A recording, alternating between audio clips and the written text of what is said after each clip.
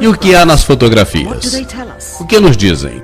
Essas fotos são as mesmas que circulam ano após ano em toda a comemoração de aniversário da viagem do homem à Lua. Acredita-se que são dos primeiros 60 minutos da viagem lunar, embora pudessem ter tirado muito mais fotos para cobrir todo o expediente. Surpreendentemente, também há escassez de fotos do pioneiro-chefe da missão Neil Armstrong, o maior feito da história da humanidade, e também do homem que deu o primeiro passo, fazendo eco em todo o mundo, criando uma nova era científica. Só tinha uma foto de corpo completo na Lua, e assim mesmo, de reflexo.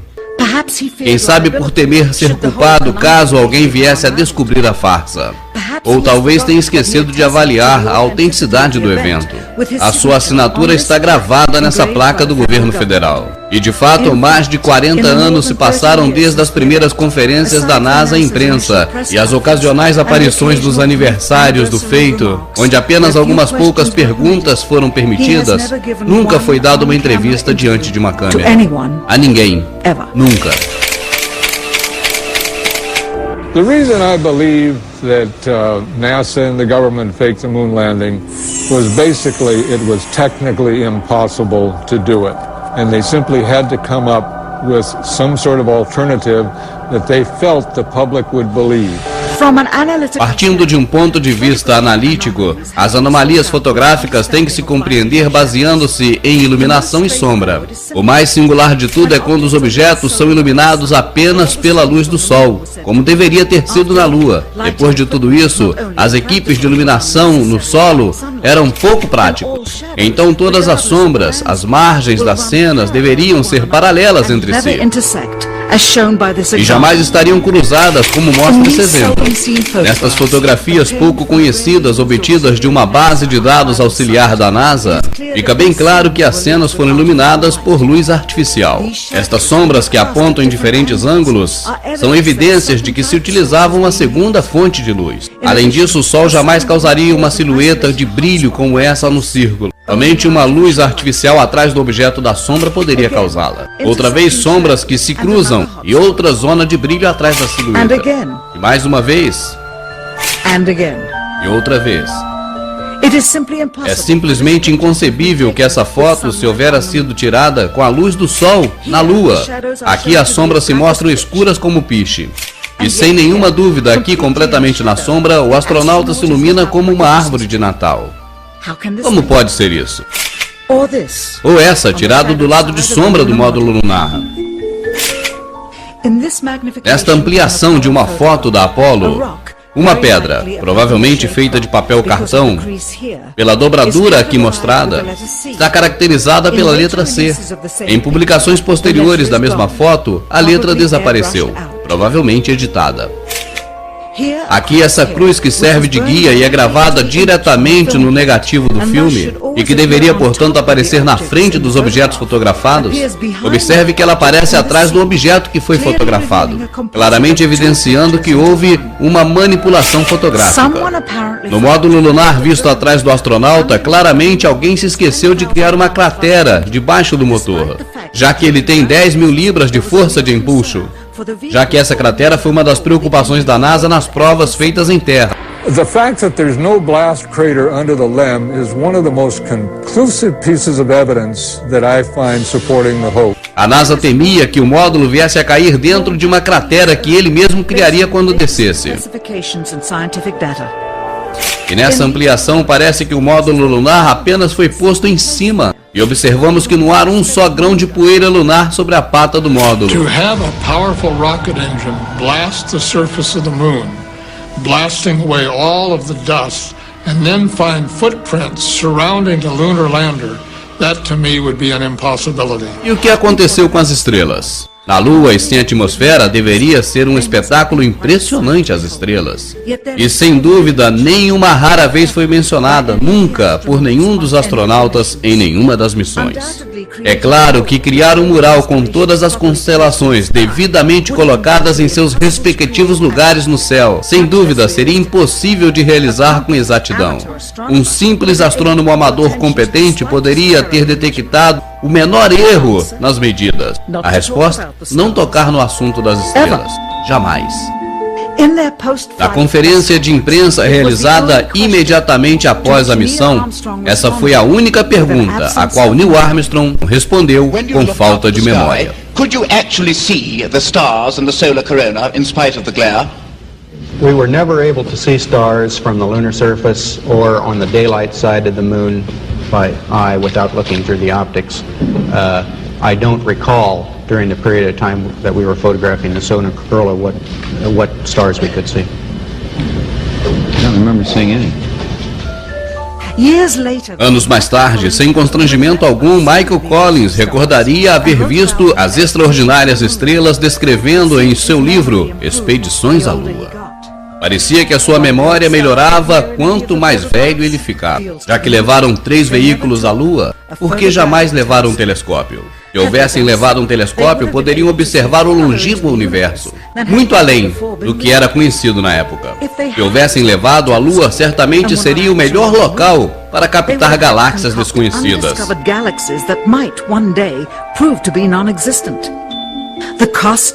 O custo dos 3 veículos lunares em dinheiro do século XXI, cerca de 60 milhões de dólares a unidade, mesmo tendo menos componentes que um Jeep.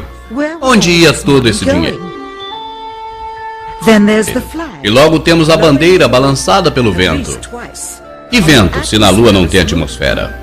Só podemos então crer que todas as missões, na verdade, foram encenações de estúdio, feito assim por medo de uma possível espionagem aérea por satélite de uma nação inimiga. As mochilas, desenhadas especialmente para um cesto da gravidade da Lua, deviam ser despojadas de um sistema de refrigeração para permitir o movimento sem cair-se como peso. Com as luzes do estúdio tão próximas e oferecendo muito calor, criaria um acalorado astronauta por dentro. Talvez a necessidade de contar com ar-condicionado no estúdio seguramente foi o responsável pelo balançar da bandeira. Aqui o editor de imagem fixa a bandeira quando o efeito começa a ser perceptível. E aqui não se deram conta. Esse clipe, obtido há décadas atrás, nunca foi transmitido, devido ao inevitável progresso nas experiências e na supervisão. Mostrar um cesto da gravidade, com o trotar flutuante dos movimentos dos astronautas, se conseguiria com relativa simplicidade. A câmera lenta. Você está vendo as imagens como já vimos há mais de 30 anos. A veremos agora com o dobro da velocidade. E se mostra claramente que está na gravidade terrestre. E não se distanciam do solo mais do que deveria, estando na Terra. E fica claro nessa rara visão de um filme de televisão em color que a tripulação da Apollo 11 levava uma câmera a cor de alta definição na sua missão. E sem dúvida as imagens transmitidas desde o solo da Lua foram estas, de uma câmera de baixa resolução, e branco e preto. De fato, as televisões quiseram assim, porque além disso, foram forçadas a tomar as imagens de segunda mão. Filmaram diretamente da tela de projeção de uma TV de 30 anos atrás. Não poderiam fazer uma transmissão direta por cabo, e essa atitude diminuiu a claridade e a qualidade das imagens. E sabe, isso era exatamente o que o governo federal e a NASA tinham em mente. Melhor para eles seria mostrar algo sem qualidade e com numerosos cortes do que mostrar demasiados detalhes reveladores de um cenário falso. Virgil Gus Grissom foi selecionado como um dos 7 primeiros astronautas, um pai de família e veterano de uma série de voos espaciais. Ele era um herói nacional e seria o primeiro homem a andar na Lua. Mas Grissom era também um crítico declarado do programa espacial. E algumas vezes foi pego dizendo: alguém vai ser morto. Infelizmente, os piores medos de Grissom logo se realizariam. Em 27 de janeiro de 1967, 2 anos antes do primeiro pouso lunar, Grissom e sua equipe entraram na cápsula da Apollo 1 para uma simulação integral. Os problemas começaram quase que imediatamente. Primeiro, o sistema de comunicação falhou.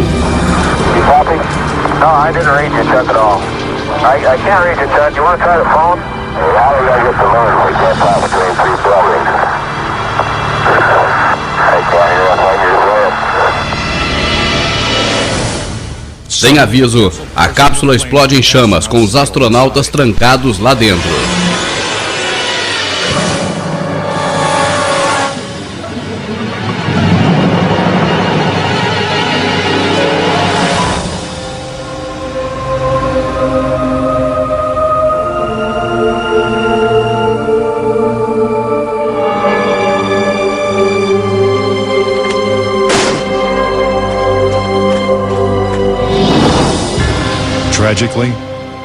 Tragicamente, Gus Grissom e White Roger Chaffee perdem suas vidas antes de deixar a plataforma de decolagem.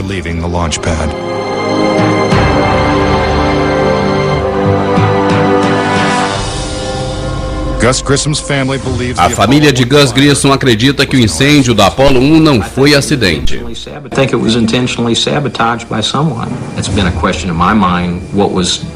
Found in the accident investigation and how was that handled? Was the CIA involved or whoever? But it was done intentionally.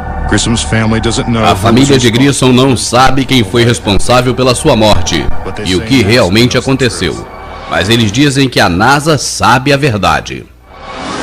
Gus gave his life for this program, and I feel like that it is up to NASA to come forward and give us a direct answer to what really happened. Teria Gus Grissom e os astronautas da Apollo 1 sido vítimas de um acidente? Ou foram silenciados porque sabiam demais? Você pode nunca saber. A causa do incêndio ainda continua um mistério, e a cápsula continua trancada em uma base militar americana. Mas Grissom não foi o único crítico da Apollo que teve uma morte suspeita e precoce. Thomas Ronald Byron foi um inspetor de segurança durante a construção da Apollo 1. Depois do incêndio, Byron testemunhou perante o Congresso que o programa Apollo tinha tantos problemas que os Estados Unidos jamais chegariam à Lua. Ele chegou mesmo a dizer que as suas opiniões o transformaria em um alvo humano.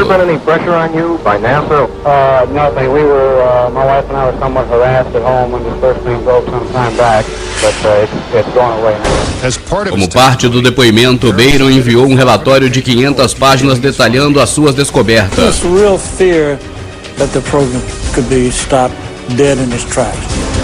Mas exatamente uma semana após o depoimento, seu carro foi atingido por um trem.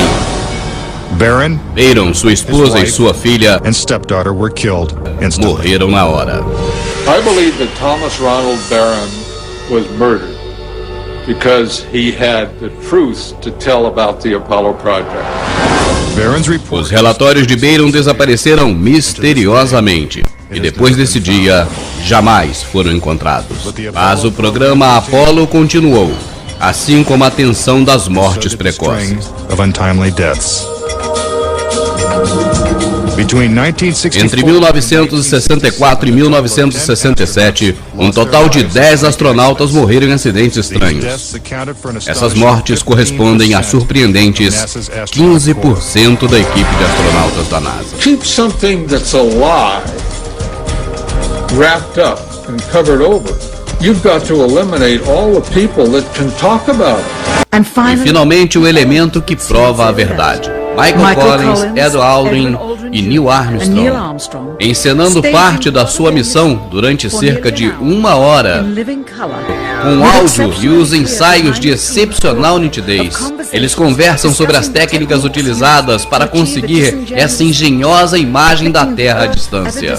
Isso para mostrar em sua viagem a falsa distância dela, e para nos iludir que havia passado além dos anéis de radiação de Van Allen. Não se pode de maneira nenhuma interpretar que essa encenação foi feita por alguma outra razão anterior à missão, pois a mesma gravação está assinalada como feita em 18, 19 e 20 de julho de 1969. Os mesmos dias da missão, quando diziam que estavam bem próximos da órbita lunar. E fica claro que essa é uma genuína gravidade e as gravações foram feitas a bordo da nave espacial verdadeira, o que foi necessário para convencer a imprensa da sua autenticidade.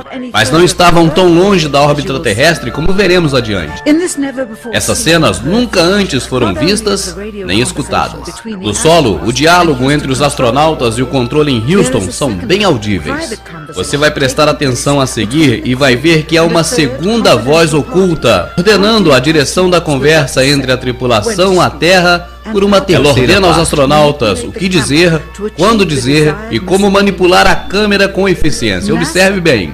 A NASA disse de forma oficial que as transmissões de Houston foram as únicas que foram feitas com os astronautas. Observe bem como o controle de Houston inicia um diálogo com a tripulação. Mas a tripulação se encontra muito preocupada com os truques, com a farsa para responder.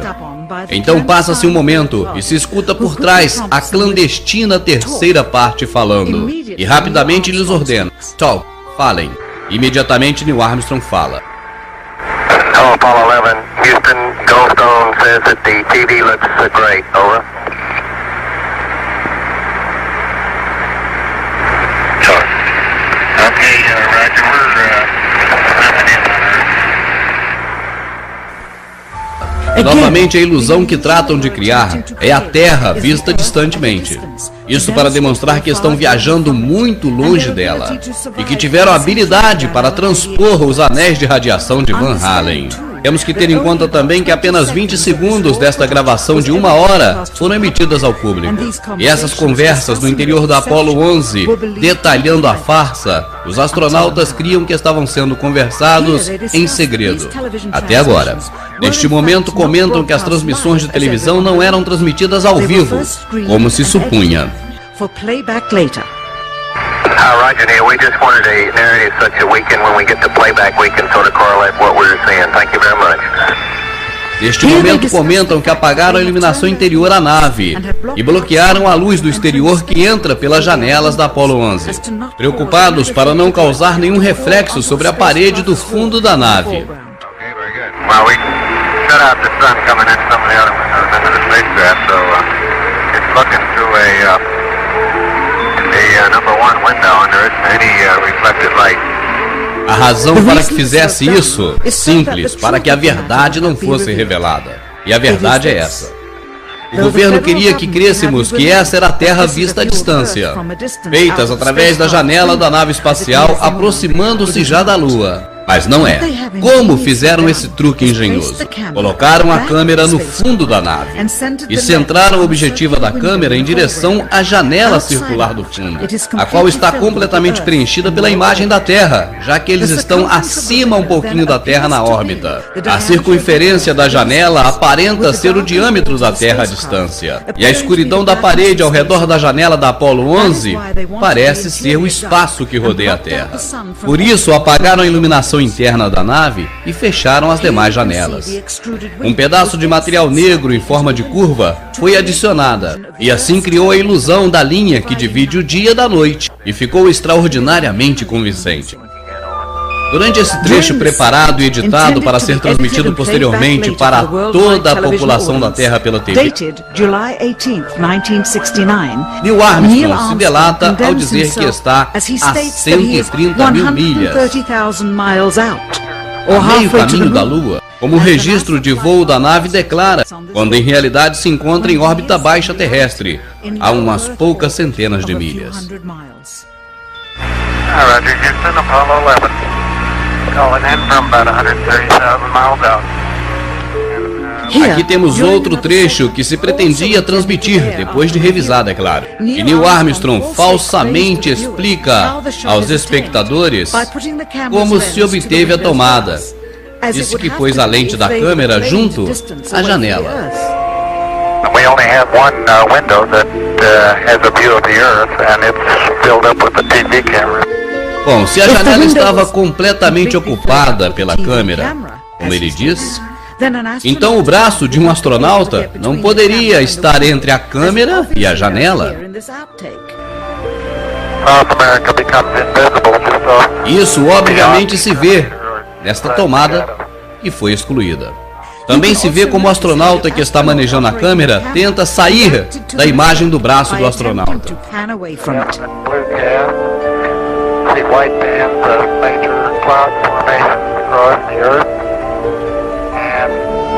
Eles pensavam que esse trecho não estava sendo gravado. e muito menos que se utilizaria, pois a lente se desenfocou e a cena a seguir mostraria o interior e os astronautas trabalhando. Aparentemente o botão que para a câmera deixou gravando e eles não perceberam. À esquerda, a pequena fonte de luz que utilizavam para ver o painel de controle e que não deixava entrar luz no interior da tomada. Aqui aparece o cartão inserido para o efeito do dia e noite na Terra.